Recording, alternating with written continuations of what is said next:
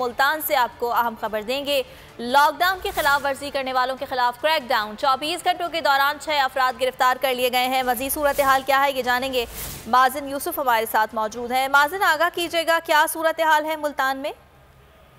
जी बिल्कुल, मुल्तान पुलिस की तरफ से जिले इंतजामिया के साथ मिलकर कोरोना जो SOPs है उनको यकीनी बनाने के लिए भरपूर जो कार्रवाई है वो देखने में आ रही है।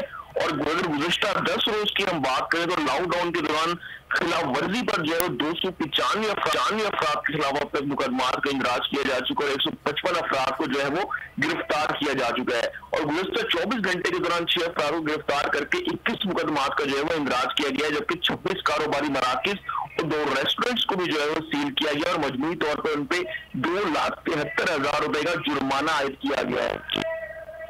माजिर, इस बारे में आपने आगाह, शुक्रिया आपका।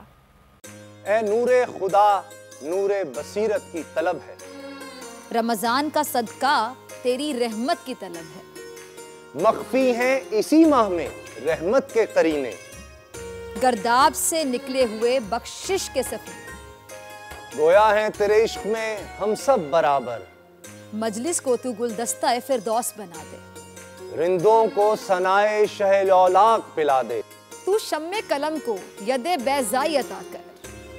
बच्चों को तो इफ्तार में तस्नीम अता कर। रमजान मुबारक की खुसूसी नशरियात रमजान में बोल, सिर्फ बोल एंटरटेनमेंट पर। रमजान में बोल।